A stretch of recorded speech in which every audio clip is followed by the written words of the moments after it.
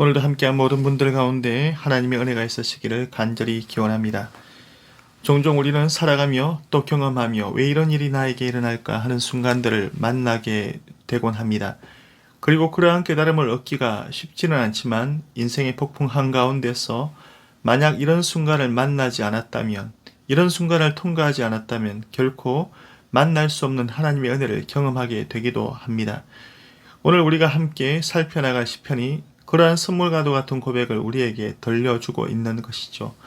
시편 4편은 이미 우리가 살핀 시편 3편과 마찬가지로 압살롬의 반역 사건을 역사적 배경으로 하고 있습니다.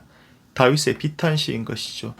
한마디로 인생의 밑바닥이라 표현해도 과언이 아닐 만한 역경 속에서 다윗은 누구를 하나님을 바라봄으로 대적자들에 대해서는 책망하는 믿음의 용기로 또한 고난 중에도 남다르게 누리고 있는 평안과 기쁨을 강하게 시로 표출하고 있는 것입니다.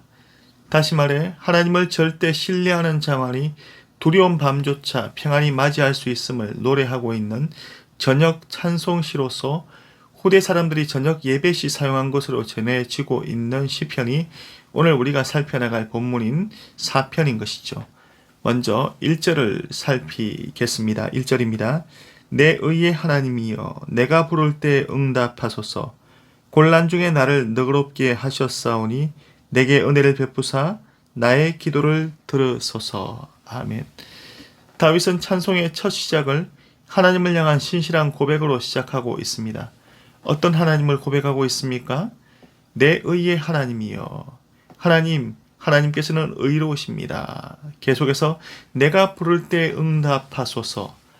다윗은 과거에 경험했던 하나님의 도우심을 근거로 지금 무엇을 바라봅니까? 하나님의 공의를 바라보며 또 무엇을 기대하고 있습니까? 하나님의 긍휼을 기대하며 현재 고난 또한 극복해 해주실 것을 지금 노래하고 있는 것입니다. 여기까지 다윗의 고백을 통해서 생각할 때면 다윗의 위대한 말이 두드러지게 여겨질 수도 있습니다. 그러나 이어지는 고백은 우리의 시선을 하나님께 집중하도록 인도하고 있는 것이죠. 곤란 중에 나를 너그럽게 하셨사오니 주체가 누구입니까? 하나님께서. 다윗의 위대함 이전에, 다윗의 신실함 이전에 위기적 상황 속에서 철저히 하나님께서 다윗의 믿음을 지키며 다윗의 소망이 되어주고 계심에 말씀은 집중하고 있는 것입니다. 시편 39편 7절 말씀인데요. 주여 이제 내가 무엇을 바라리요? 나의 소원은 주께 있나이다. 세상이 절망이라 이야기하나 말씀은 오직 하나님만이 유일한 소망이라 증거하시기에 우리는 누가 뭐래도 임마누엘, 주께서 그 백성과 함께 하시기에 소망 있는 자들임을 오늘도 기억하실 수 있길 바랍니다. 따라서 우리는 이 땅에서 당당할 이유가 있는 자들인 것입니다. 왜요? 소망이 있기 때문에. 소망이 우리를 이끌고 있기 때문에 우리는 당당한 이유가 있는 자들인 것이죠. 이어서 다윗의 고백은 그러한 성도의 기계와 당당함을 표출하며 대적자들에게 회개를 촉구하고 있습니다. 2절 말씀입니다. 인생들아 어느 때까지 나의 영광을 받고 욕되게 하며 헛된 일을 좋아하고 거짓을 구하려는가. 그리고 연이어 다윗은 자신의 당당함을, 그 당당함의 근거를 제시하고 있는데요. 3절 말씀을 우리 함께 읽어보시겠습니까? 여호와께서 자기를 위하여 경건한 자를 택하신 줄 너희가 알지어다. 내가 그를 부를 때 여호와께서 들으시리로다. 아멘. 대적들을 향해 뭐라 선포하고 있습니까? 우리 하나님께서는 자기를 위하여 경건한 자를 택하신 줄 너희는 알라는 것이죠. 다윗 자신의 처지는 누구도 주목하지 않는 도망자로 전락되어 있지만 그러나 하나님께서는 자기를 위해 곧 자기 백성을 다스리기 위해 주권적으로 자신을 택하셨음을 기억하며 확신 가운데 찬송을 올리고 있는 것입니다. 본문에서의 경건한 자는 단지 다윗만을 지칭하는 것이 아니죠. 하나님의 언약적 사랑을 받고 있는 모든 주의 백성들을 향한 부르심이 되기도 하는 것입니다. 곧 주의 백성들은 하나님께서 베푸시는 각별한 은혜와 보호 가운데 있는 자들인 것이죠. 세상은 이런 믿음 위에 서 있는 이런 우리의 확신을 대책 없다 여길 수도 있지만 그러나 어쩌합니까? 우리는 믿어지는데 교회는 그러한 믿음의 뿌리를 내린 백성들 아니겠습니까? 히브리서 기자는 이런 성도들을 향해 세상이 감당치 못한다 선언하는 것이죠. 왜 감당하지 못합니까? 세상을 가치 있는 것으로 여기지 않기 때문에 감당치 못하는 것이죠. 저 세상의 현실을 이 땅에서 살아가는 자들에게 환난조차도 주의 백성들의 찬송을, 주의 백성들의 감사를 묶을 수 없는 것입니다. 그리고 그 마음이 하나님의 긍휼을 확신하고 있기 때문에 당당한 이유가 넘치고 넘치는 것이죠.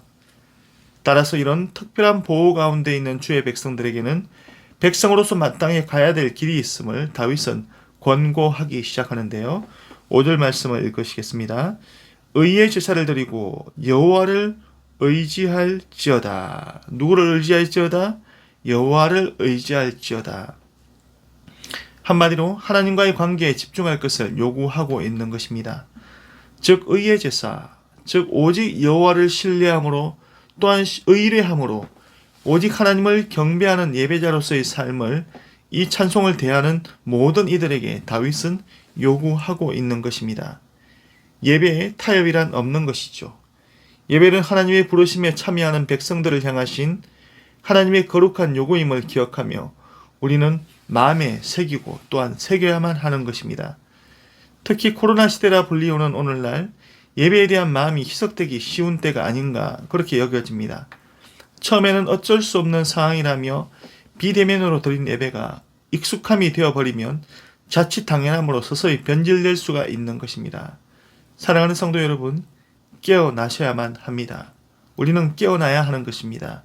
또한 홀로 깨어있음으로 만족하지 않고 함께 교회를 이루고 있는 지체들을 깨워나가야 하는 것입니다. 어쩔 수 없지 않냐며 시대만을 탓하는 것이 아니라 이러한 시대에도 성도들의 의의 예배의 신실함을 원하시는 하나님 되심을 알고 하나님의 얼굴을 그리고 마음을 더욱 간절히 간구해야만 하는 것입니다.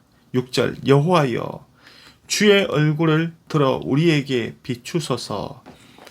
다윗은 여전히 대적자들의 위협에 직면해 있습니다. 그러나 하나님의 보호와 구원을 확신함으로 자신이 누리고 있는 평안함과 기쁨을 노래하기 시작하는 것이죠. 7절입니다. 주께서 내 마음에 두신 기쁨은 그들의 곡식과 새 포도주가 풍성할 때보다 더하니이다. 연이어 8절도 읽으시겠습니다. 내가 평안히 눕고 자기도 하리니 나를 안전히 살게 하시는 이는 오직 여호와 신이이다. 아멘. 차원이 다른 기쁨을 다윗은 노래하고 있는 것입니다. 세상이 감당할 수 없는 믿음을 노래하고 있는 것이죠. 무슨 자신감입니까? 바라봄이 다른 것이죠.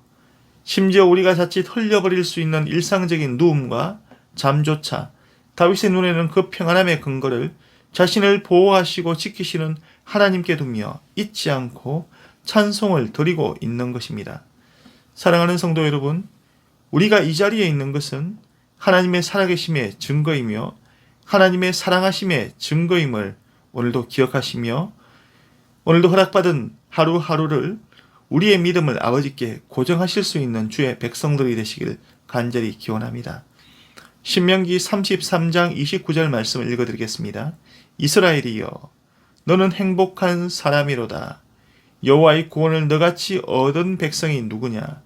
그는 너를 돕는 방패시요 내 영광의 칼이시로다. 아멘. 하나님의 주권적 은혜에 참여하고 있는 행복자로서 구별된 기쁨을 허락하시는 하나님께 오늘도 우리가 살아가는 모든 삶을 찬양의 향기로 채워나가실 수 있는 그런 하루가 되실 수 있길 간절히 바랍니다. 말씀은 우리를 행복자라 이야기를 합니다. 그리고 그 행복의 근거를 철저히 하나님께 두고 있는 것이죠. 하나님의 구원에 참여하고 있는 백성이 우리이기 때문에 또한 그 백성들을 향해서 하나님께서 친히 돕는 방패가 되시고 영광의 칼이 되시기에 우리를 향해서 말씀은 행복자라 이야기하시는 것입니다. 사랑하는 성도 여러분, 오늘도 행복자임을 기억하며 주님 안에서 그 행복을 누리실 수 있는 복된 삶을 살아가시는 주의 성도들의 삶이 되시기를 간절히 기원합니다.